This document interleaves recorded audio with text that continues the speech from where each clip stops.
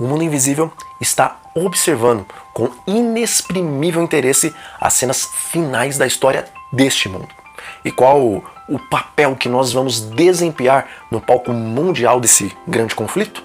Bom, esse é o canal O Retorno da Glória e agora você vai assistir o 5º capítulo dos eventos finais.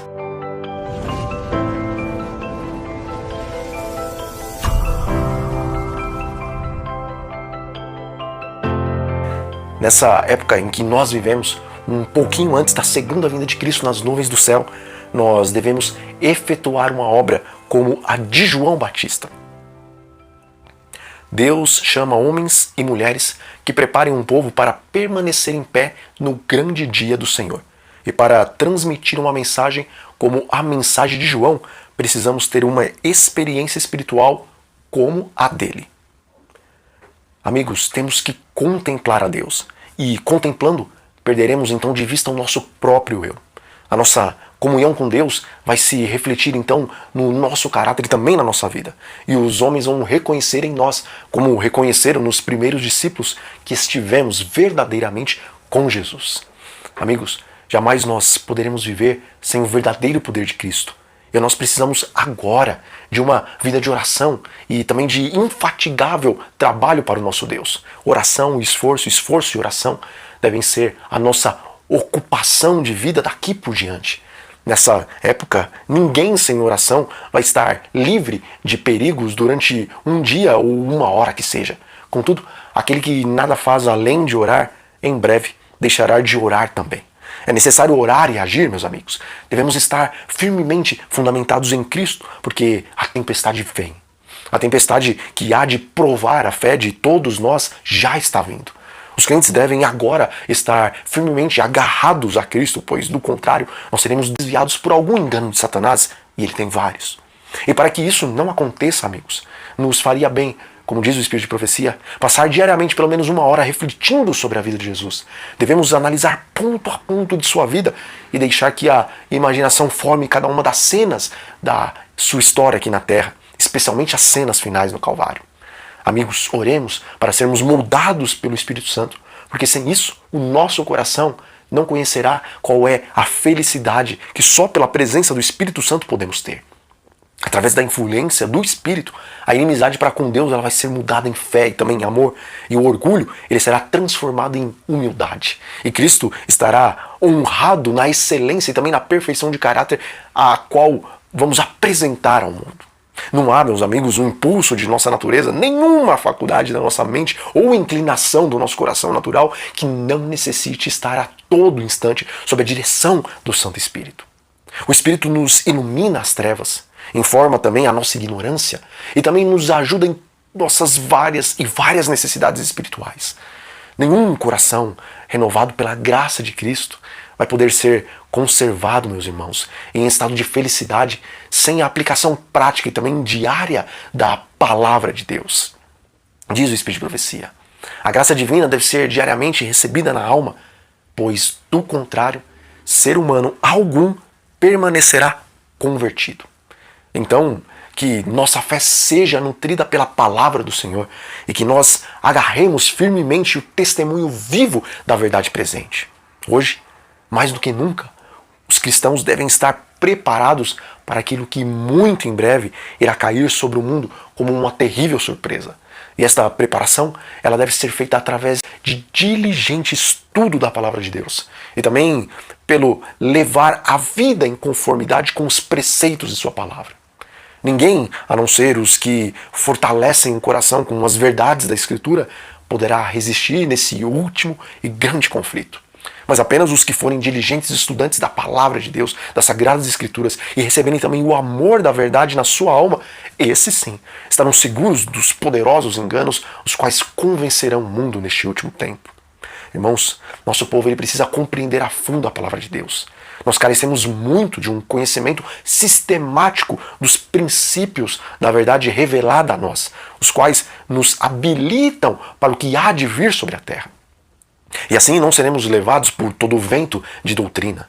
Nós podemos construir um muro de passagens bíblicas ao nosso redor, pela memorização, e então nós veremos que o mundo não vai poder demoli-lo, nem Satanás. Decoremos então as Escrituras para que possamos, como Cristo fez, retrucar a Satanás quando esse vier com alguma tentação. Então nós também poderemos dizer, está escrito. É nosso dever pendurar as preciosas palavras de Cristo na galeria de nossa memória. Elas devem ser muito mais apreciadas do que o ouro ou do que a prata. Bom, chegará o tempo em que muitos serão privados das Sagradas Escrituras. E se, porém, essa palavra ela for gravada na nossa memória, ninguém poderá tirá-la de nós. Irmãos, nessa obra de pregar, nós devemos pregar Apocalipse capítulo 14. Nesses últimos dias, é nosso dever, então, saber o pleno com significado das palavras do primeiro, do segundo e também do terceiro anjo. Aqueles que as compreendem e as praticam, esses serão preservados de serem varridos pelos inúmeros enganos de Satanás. E é muito importante saber que os que fazem parte da igreja e se sentem na liberdade de ficar questionando a palavra de Deus, assim como o espírito de profecia, e duvidando de tudo aquilo que houver, talvez algum tipo de pretexto para ser descrente, porque essa pessoa não se esforça, na verdade, para compreender o que ela leu, esses vão verificar que será necessário um enorme esforço da parte deles para ter fé quando vier aquela tribulação. Para essa classe de crentes será quase impossível, na verdade, vencer a influência que prende a mente habituada a descrer, pois por meio dessa atitude, a alma, na verdade, é retida num laço e se torna incapaz de romper a terrível rede que cada vez é mais firmemente tecida em volta da alma. Amigos, se aproxima o dia em que seremos levados diante dos tribunais para então darmos testemunhos da nossa fé. Mas a palavra nos adverte que os servos de Cristo, eles não devem preparar determinado discurso para apresentá-lo quando eles forem levados a juízo por causa da sua fé. Devemos nos preparar, na verdade, dia a dia, guardando no coração as preciosas verdades da palavra de Deus e também alimentando-nos dos ensinos de Cristo e fortalecendo a nossa fé através da oração. Então, quando nós formos levados a juízo, o Espírito Santo nos trará à lembrança as verdades que vão alcançar o coração daqueles que nos ouvirem naquele momento.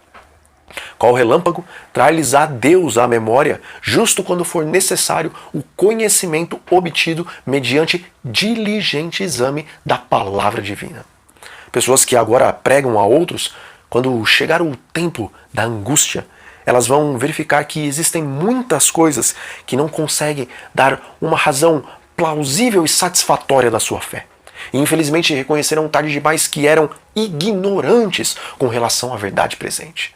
Também existe na igreja muitos que pensam que compreendem plenamente naquilo que eles creem, mas quando forem separados das pessoas da sua mesma fé e forçados a estarem sozinhos e expor por si mesmos a sua crença, então eles irão ficar surpreendidos de ver quão confusas são as suas ideias com relação à verdade adventista. A capacidade de dar uma razão de nossa fé é uma boa consecução. Mas, se a verdade não for mais fundo do que isto, a alma jamais se salvará.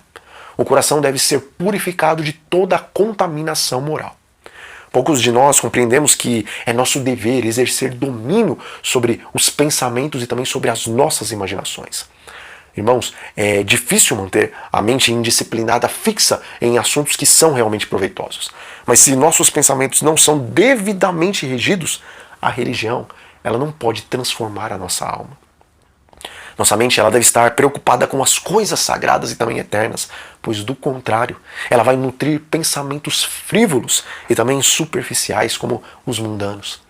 Tanto as faculdades morais como as intelectuais, elas precisam ser disciplinadas.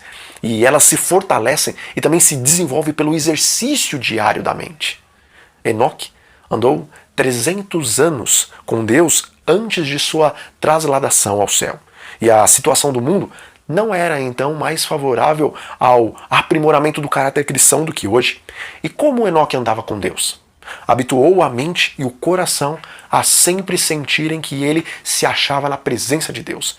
E quando estava perplexo, suas orações ascendiam a Deus para que o guardasse. Bom, Enoque, meus amigos, recusava tomar qualquer decisão que ofendesse a Deus. Ele mantinha o Senhor continuamente diante de si. Ele dizia: ensina-me o teu caminho para que eu não erre. Ele orava: qual é o teu desejo a meu respeito? Que farei para honrar-te, meu Deus? Era assim que ele moldava constantemente a vontade e também as atitudes de acordo com os mandamentos de Deus. E ele tinha completa confiança de que seu Pai Celestial o ajudaria sempre. Enoque, ele não tinha algum pensamento ou desejo egoísta, meus amigos. A vontade dele estava toda submersa na vontade do seu Pai Celestial. Diz o Espírito de Profecia. Pois bem, Enoque era um representante daqueles que estarão sobre a terra quando Cristo vier e que serão transladados ao céu sem provar a morte. Enoque tinha sim tentações, assim como nós temos.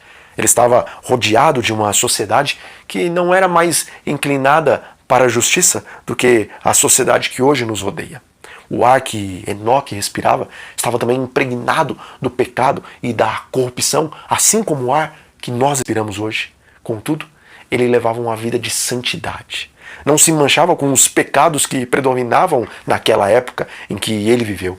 E nós, pelo poder de Jesus, também podemos permanecer puros e incontaminados, assim como Enoque. Oremos.